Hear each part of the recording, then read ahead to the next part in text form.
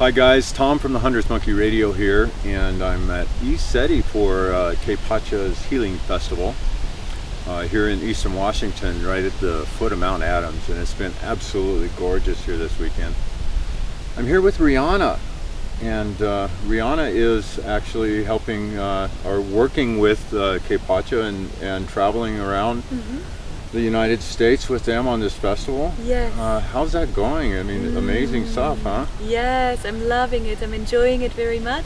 It's my first time in the United States. For the first time I'm channeling over here, and I'm from England, originally from Germany, and really loving my time over here and planning to be back. So, from Germany, huh? So, Yes. as we go along, as people, like, our listeners are going to start understanding who and what you are. Yes. I'd never heard of you until Cape Pacha brought you or started doing the healing festival here. Tell me a little bit about yourself. What actually got you into channel? I mean, this isn't something everybody just does, right? Yes. Yeah. So what actually got you into doing the whole channeling work and the healing work? I mean, channeling is there's a tremendous amount of healing that comes through channeling. Yes, absolutely. So I channeled the Ascended Masters and other higher ascended beings of light, and started off channeling the nature spirits, and my journey of channeling started 19 years ago when I was traveling through Northern Europe, through Scandinavia. And that's how the channel opened up quite unexpectedly, when I was going on a little vision quest, wanting to find out what could I do to be of service on this planet, how can I serve, what gifts have I got, what's my vision, what's the next step. And I kind of expected like a rational plan of what to do. And instead all of this opened up as I spent time in nature at a lake in Sweden, in very beautiful surroundings, camping out in the middle of nowhere. And that's when the channel opened. And the kind of event and story around it was camping with a friend at the lake. There was no one there, just us, and she went for a swim into the middle of the lake and had a panic attack in the middle and a cramp in her leg, couldn't move. So I swam out to help her get back. It was quite a challenging time to get her back to the shore of this lake, and I swallowed lots of water. I was really out of breath, really exhausted, a little bit out of it, slightly tranced out. And then I started seeing her past life as I sat by the side of the lake, just ready to recover, closing my eyes. And I saw her drowning as a sailor, and the whole past life came. It was like a movie. It was as real as I see you sitting here with me now. The whole past life was going past, and then I saw a whole lot of my past lives, and it was very undeniable. Lots of tears, a very emotional experience. And from that, she then concluded the next day, you know what, if you can do this, you probably can talk to nature spirits as well, let's try it. And I'd never planned on it, thought about it, never tried it, but then gave it a go, and she asked some questions, and I received some very deep answers, and that was like the first channeling, and it evolved and expanded from there. I've actually heard several other people who I personally know who their opening up process, they're tapped into, a higher self for channeling, which is basically the same thing. But when they first opened up, they also had that past life rush. Yes. And it's not only themselves; it seems to be whoever that maybe was a key catalyst in their process was part of the picture they saw too. So that I just find that kind of interesting that phenomenon has happened more than it seems to be a little bit of a theme with people that I'm running into. That's a significant opening process. Yes, possibly it's a clearing as well, that the channel gets cleared and the past lives come up, maybe the ones that are still in the way of a clear channel.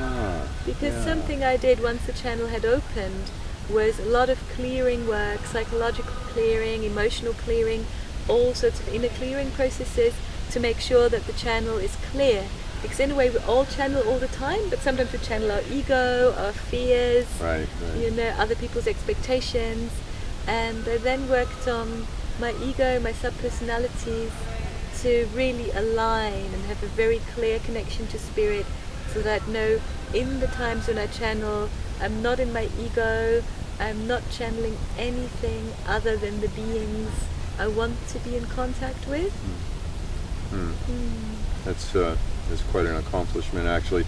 I mean, I've worked on my own abilities as far as bringing through higher forces, higher selves, guides, etc., the masters, and I don't know, I still have a little bit of work to do for myself before I'd feel confident in doing the type of things you do. So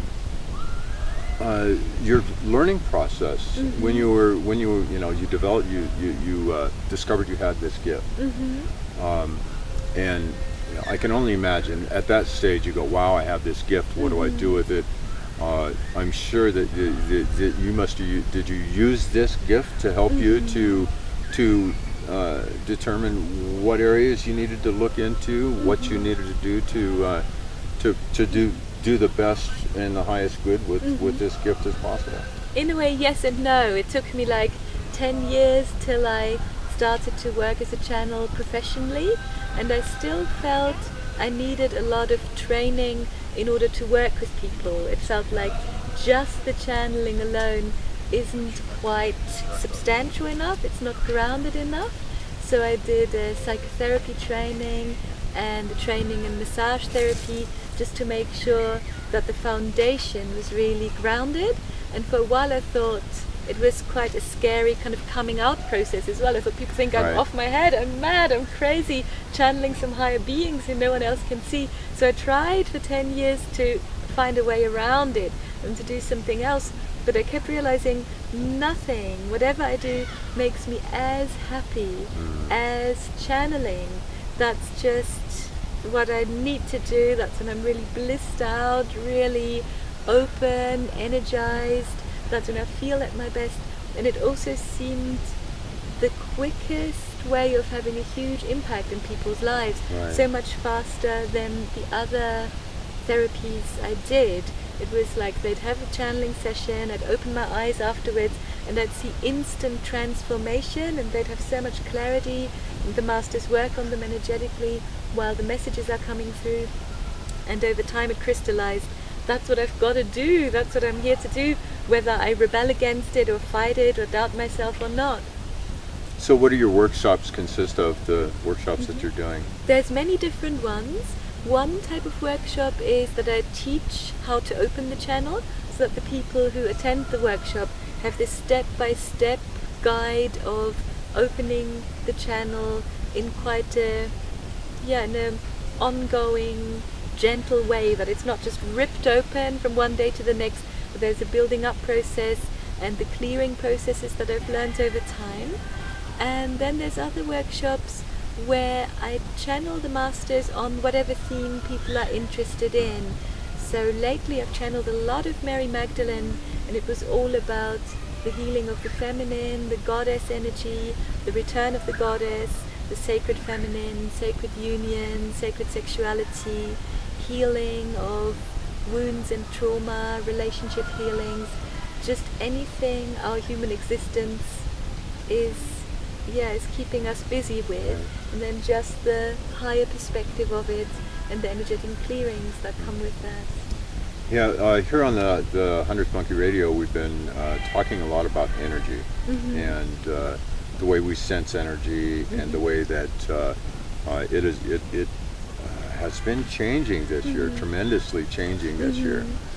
You just kind of get from an insight from an insider here that's kind of tapped into that divine feminine. Yes. That's one of the big ones that's been changing, what I've sensed anyways. Yeah, very much. How are we doing with that? How's humanity doing with this emergent feminine, divine feminine? I totally agree with that, and I also love the name, the 100th Monkey Radio, because that's so what I receive from the masters and what I'm perceiving myself, that it's happening all around the planet, and even all the people who don't know each other personally and who are not personally connected, They're doing it together. We're all doing it together with each other, collectively, and all around the globe. There's this awakenings taking place, the feminine returning, and people from all circles and all walks of life are talking about the same thing.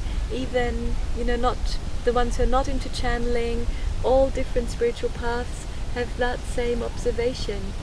And that's exactly it, like one person healing themselves, awakening to it on one end of the planet, and it just does something to the energy, and lots of other people pick up on it, and it just spreads that way. Right. So we have both, we're in a polarity world, right?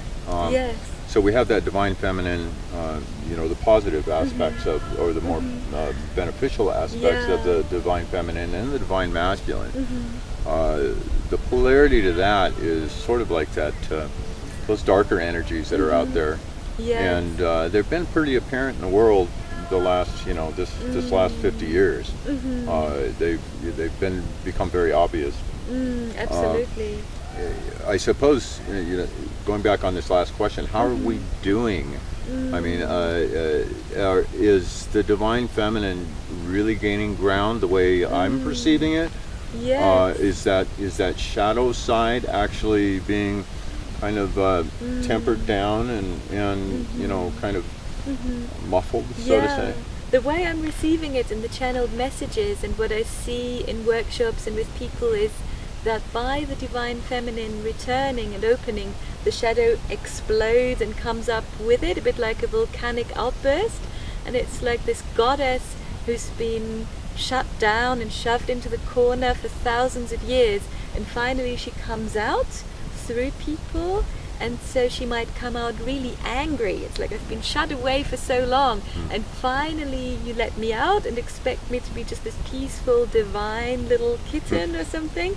So in a lot of men and women, because of course the feminine would be activated in the men as well, it comes out with anger, with rage, hurt, grief. So it can be very, very intense.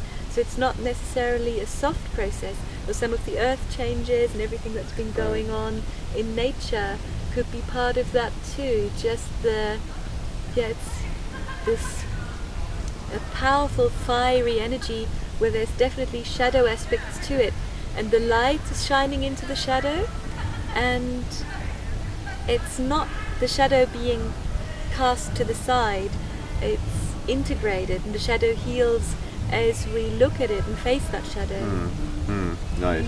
Nice, yeah. I'm so optimistic about our future. Yeah, I mean, me things too. are getting so exciting here. Yes. I mean, with all we've got on one hand, we've got the Western society's scientific area, which is starting to really amaze the crap out of me. They're coming up. They're proving things that we've known for thousands and thousands of years. Finally, it's about time, isn't it? Yeah. So I see that as one of the big keys for that 100th monkey. For the unity consciousness on 100th monkey is that science getting on board with that we are really connected in a fundamental manner. Yes. Really good stuff. Yes. Yeah. That way, it gives our rational mind, our logical mind, permission to see, like, to have validation for what we've been feeling all along, because we'd all probably have that inner critic or the observer, maybe doubting our intuition, doubting the more intuitive arts, and if science proves it, it's like big sigh of relief for everyone, and then we can relax into it. Absolutely. So where's the K-Pacha Festival off to from here? That's the last festival for this year, and we'll see where it's gonna go from here. If, when and where we'll have further ones we haven't discussed yet, because we've been so busy with these 4 festivals, we didn't get around to looking into the future yet.